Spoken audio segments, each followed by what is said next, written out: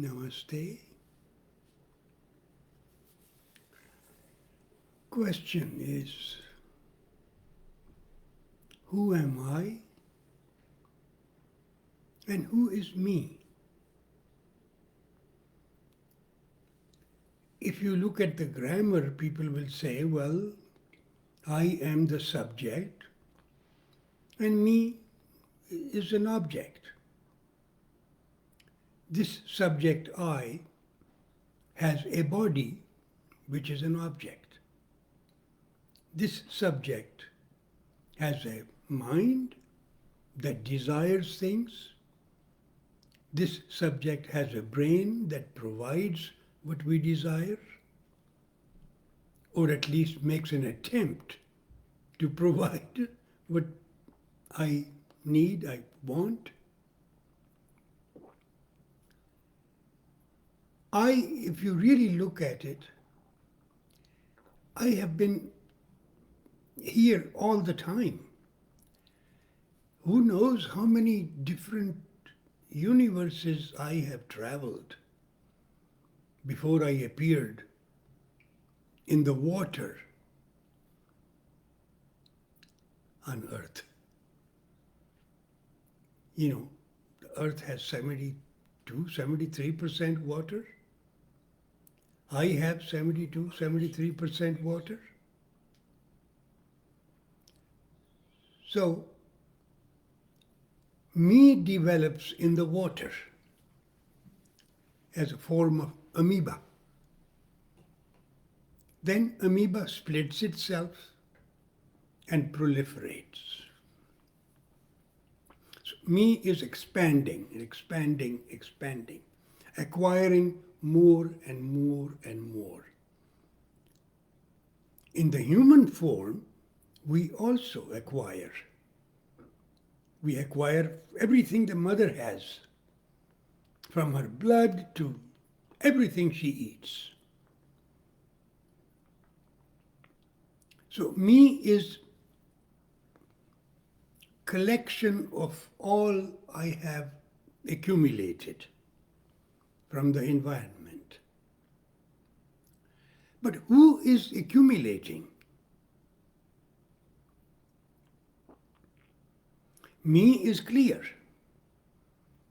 I am still, my me is still accumulating.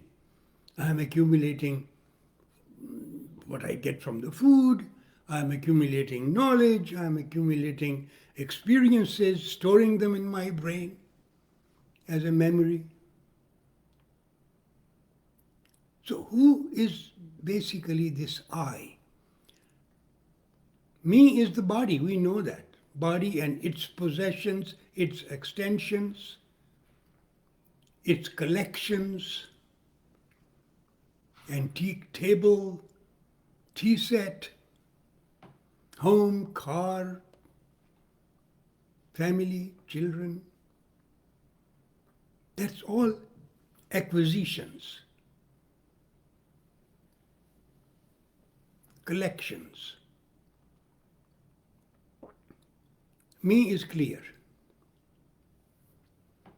I is not clear because most of the people don't even believe that they had a life before this me appeared. Subject I has been traveling forever. As long as the universe was there, I am traveling in it. This time around, I am on Earth with all the wisdom that me has acquired, the skills to survive, the skills to procreate, skills to manage what I create. But then, that's me. Who is the I? Was I there before there was a universe? The real answer is yes. Because I am in the nature. I am not of the nature. Nature comes after the universe comes. But what is there before the universe comes?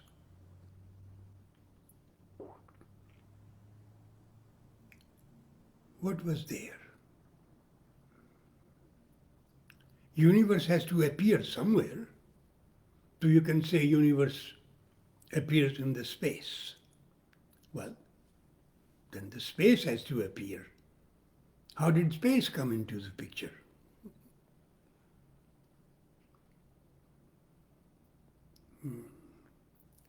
I, everlasting, never born, never dies. Me has a date of manufacturing and a day of expiration, like everything else.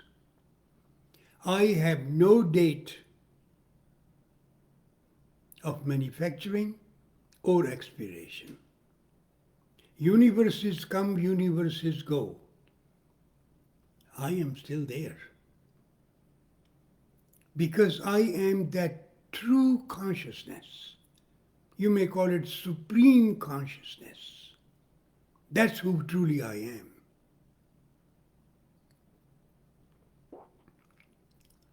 So there is a I-me confusion.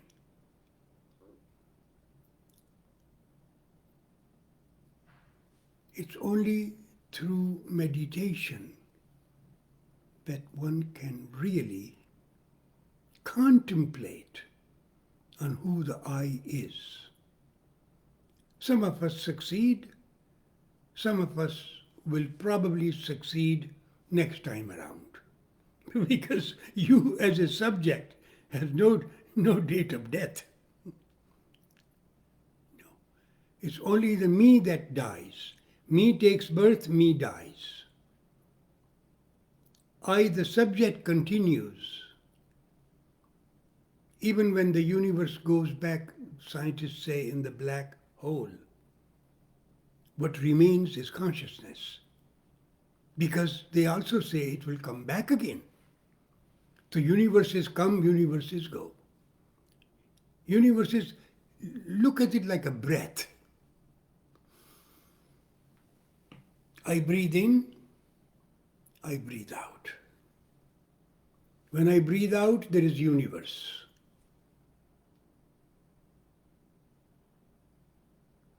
When I breathe in, there is universe. But who is breathing?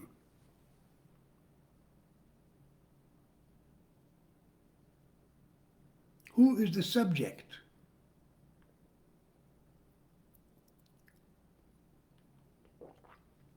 Next time you sit to meditate, just ask yourself, who is the subject?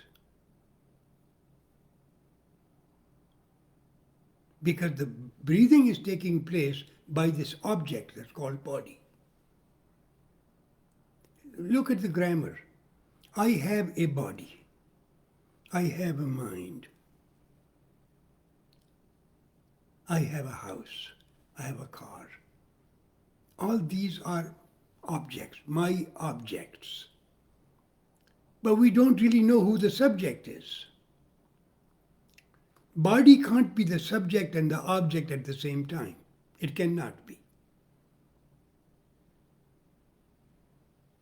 So this puzzle has been contemplated upon ever since man started to think.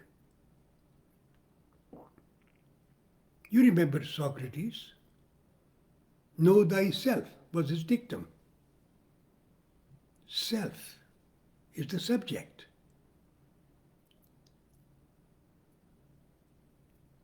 Can we understand or feel or know the subject?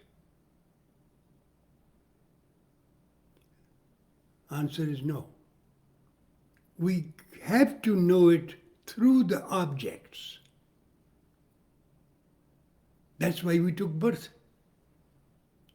We take birth on the planet Earth to know who we are. And beginning lives, we live for pleasures, we die. We live for more pleasures and we die. Then we start to think of higher things and we die. Then we think of more refined things and then we die. Then we think more and more refined thoughts. The ultimate thought is, who am I? But there are obstacles. And obstacles are all created by the human mind.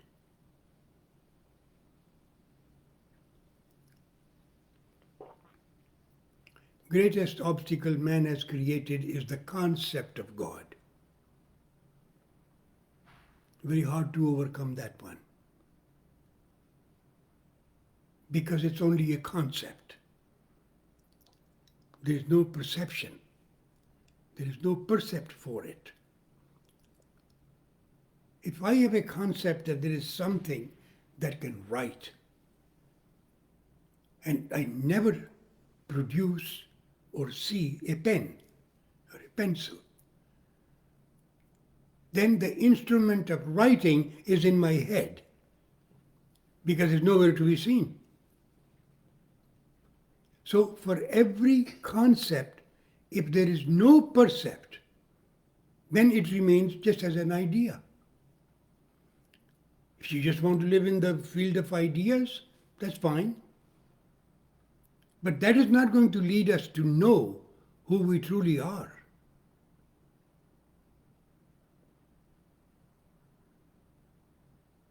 Can the mind become still enough to stop desiring things? Because when you desire something, you are going to spend time looking for the object of desire.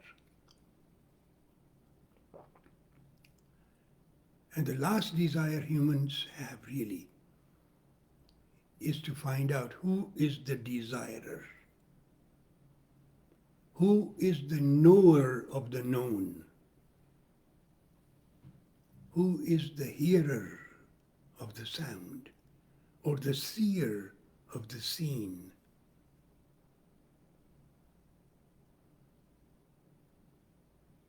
That is the subject for meditation.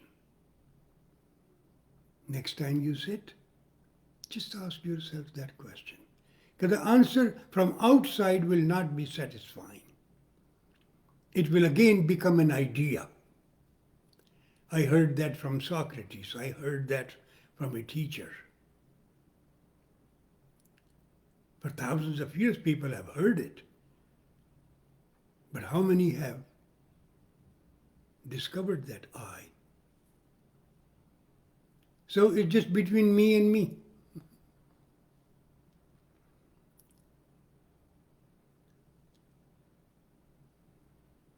Answer will have to come from within you.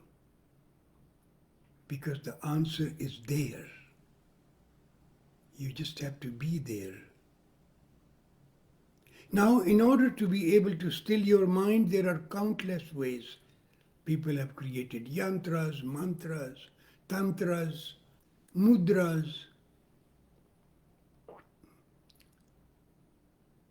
different types of yogas, devotion, love, karma, action, jnana, knowledge, bhakti, nada. When you begin to hear your own sound, you are going to get very close to knowing who you really are. Because you are able to hear your own vibration, your own fundamental note. And if you chant on that note, the mind can become still, desireless.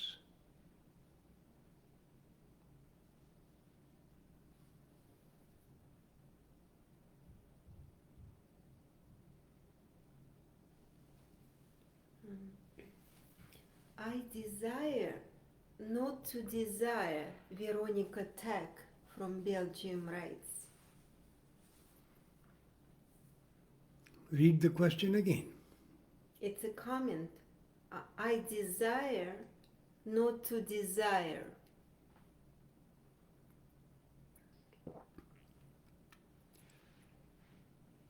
Question is, who is asking or who is making this statement?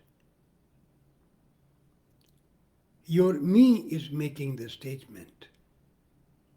Therefore, the statement is incomplete. It's another desire, not to desire. But who is the desirer of the desire? That's the question. A finer aspect of me can say that this is the last desire I have, but it's still a desire. Meditation will have the answer. Remember one thing. Answer is not going to come from outside. Answer will come to you. Usually the enlightened ones say, when you are ready for it, the answer will come. Until then, like a beggar, you sit every day, hoping that you will get the answer. Just like when you beg. Every time you beg, you don't get necessarily any alms. Some people will give, some people will not. There is no guarantee that when you beg, that you're going to get something. Can we be the eternal beggar?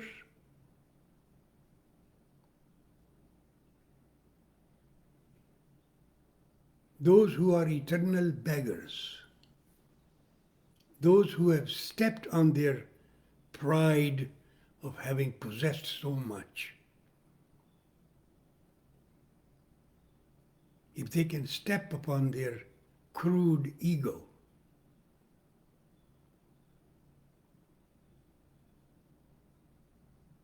maybe some day in some meditation, this eternal quest, this eternal question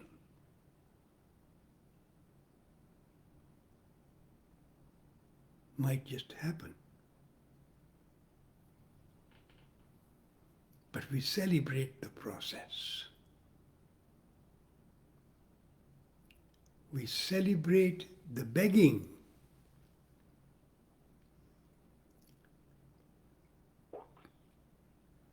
Kabir, the sage poet, has mentioned in one of his stanzas,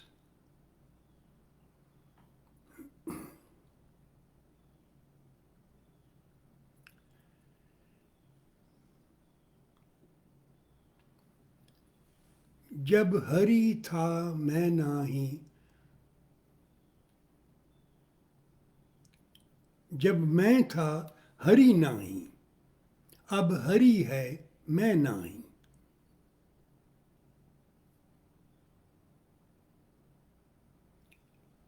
I will translate that. It's difficult to translate poetry, but I can translate the thought behind it. When I was aware of myself, I was not aware of consciousness. Now that I have drowned myself in consciousness, I can't find me.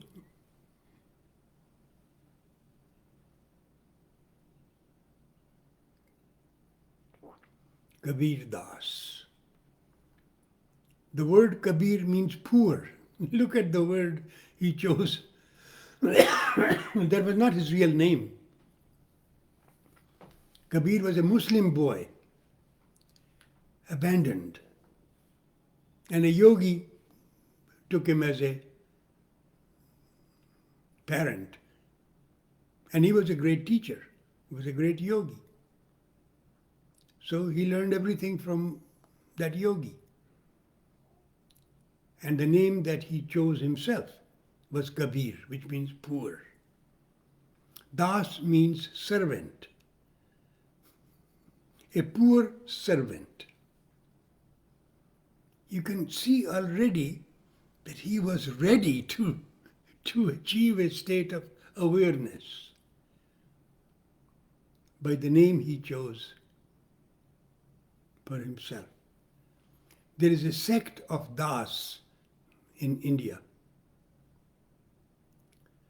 It didn't start with Kabir. Das sect existed for a long time before Kabir was even born. But his guru was from that sect.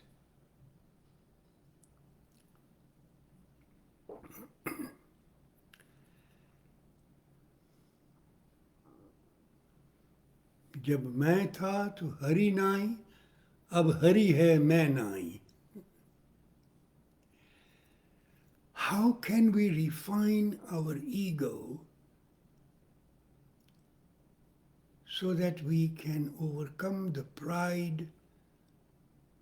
How proud people are when they say, my child is 2 years old and he can count till 100. When the right brain is not even developed, they are forcing the information on that hardly developed left brain.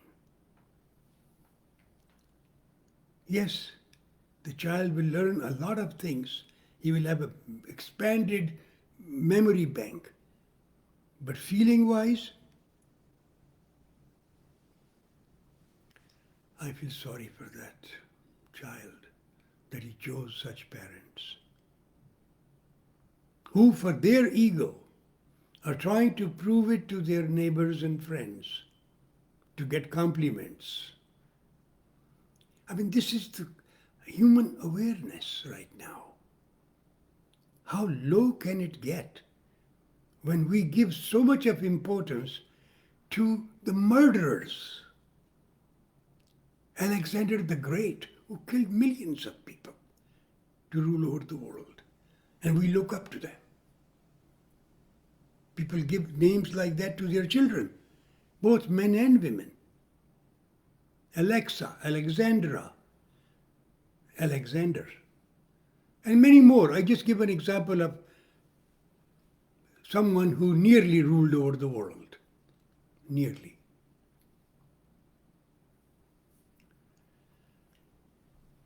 Next time you sit to meditate, Veronica, or anybody else, just start with this question. Who is meditating? Very simple. When you will pass that me awareness,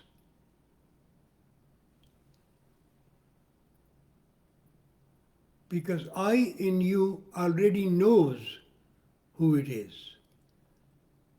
It's only that the I is encased in me, and therefore it's like a shiny needle, a diamond needle shining under the layers and layers and layers and layers of me. Me and its possessions. Piled up, piled up, piled up. And the shiny I is there. So in every meditation, you disidentify with what you are not. That's one of the methods that I have practiced a lot in my life. Just keep on repeating what you are not. I'm not my car. I'm not my home. I am not my body. I am not my mind. And what will remain will be you. That will be I.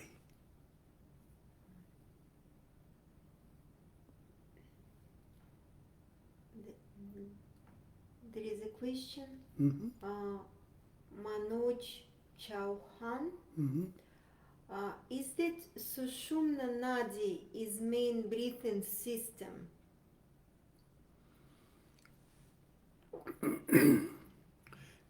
There are two nostrils we have. The left nostril is called Ira and the right nostril is called Pingala. And then when the breath is dominant in both nostrils, that is called Sushumna breath. But in the Sushumna canal, there are three more channels: Chitrani, Vajrani, and Shiva Nadi.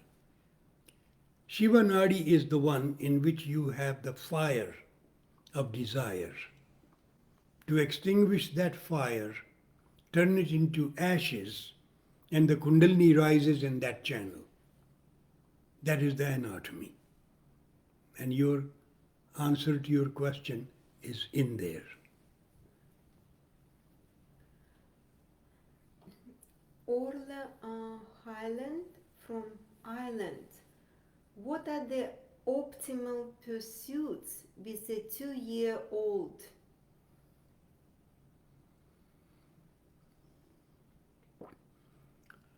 You can hold the 2-year-old in your lap or let him or her sit next to you when you meditate, so that they are introduced to the idea of sitting still. When that habit of sitting still becomes part of the daily routine, that child will grow up to be wiser, more self-observant, and therefore a better citizen and less violent.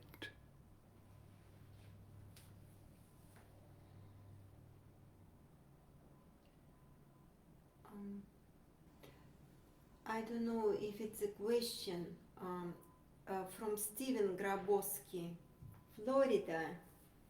Hope you're happy there.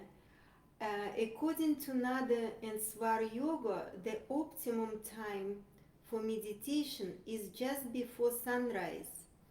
Would we also have an optimum?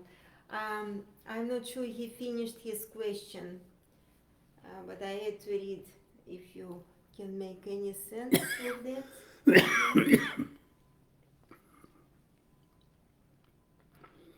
Optimum time to meditate, it is true.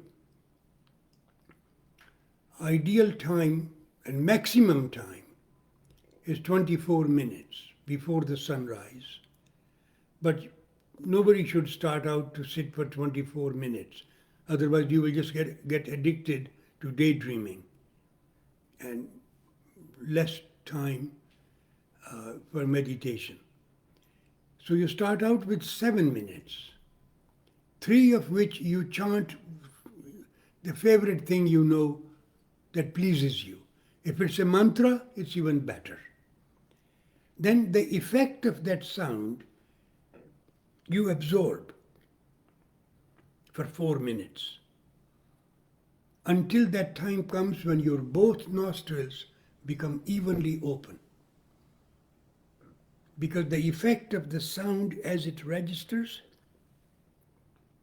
it helps in the Sushumna breath, which means breathing evenly with both nostrils, which means similar type of energy, prana, is going in both hemispheres of the brain.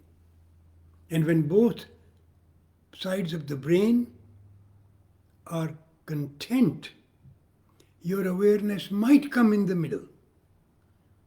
When it comes in the middle, that is the beginning of meditation and stopping of the thought. He actually finished his question. Would we also have an optimum for sunset? Yes, less so than the sunrise. At the sunset, you can sit also for 7 minutes, but no more. In the morning, you can increase 7 minutes to 10 minutes to 12 in increments until, in a few years you can sit for 24 minutes. But don't get used to just daydreaming. That's the issue. Most of the time when people sit, they just daydream. Don't allow your brain to go anywhere you don't want it to go. Um, Magali from Switzerland, she writes the follow. And Nada Yoga also, to little by little come close to hear our own Nada, along with daily questioning meditation. Is that the path? That is correct.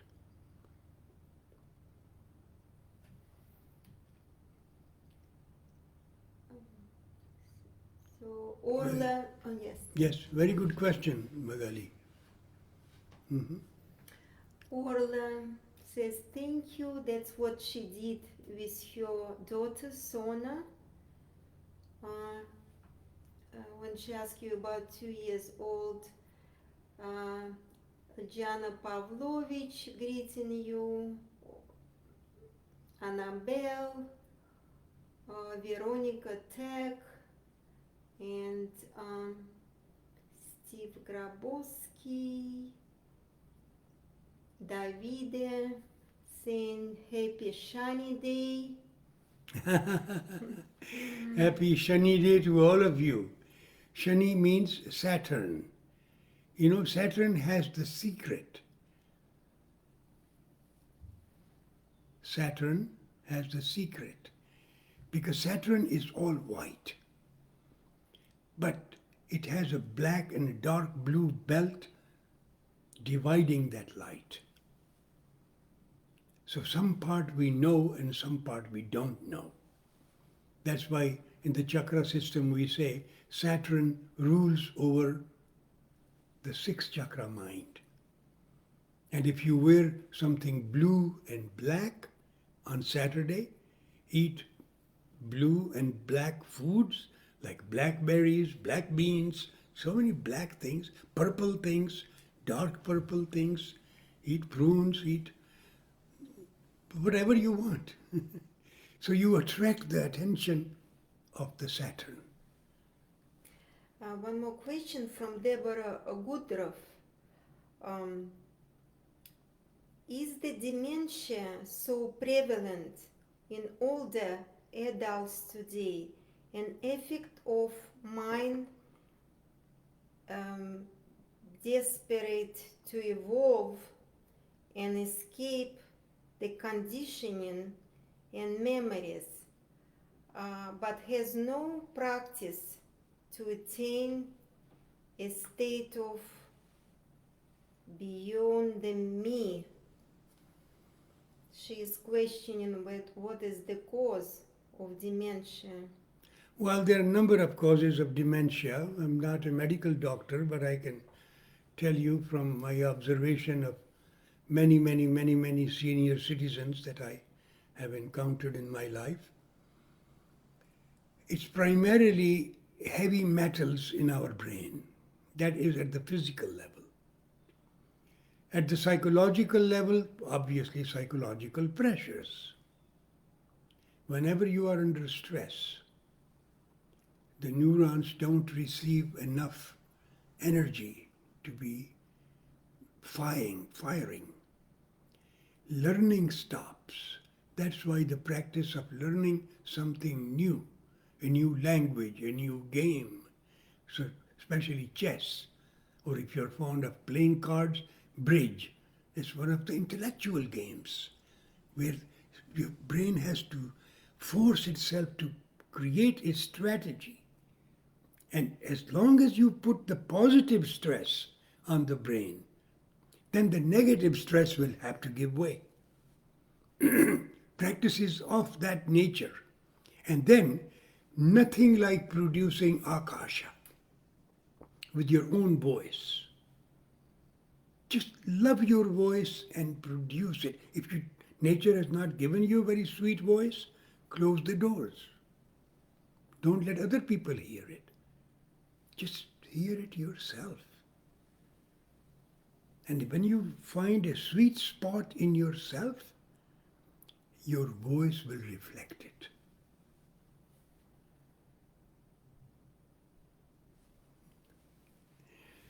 Namaste.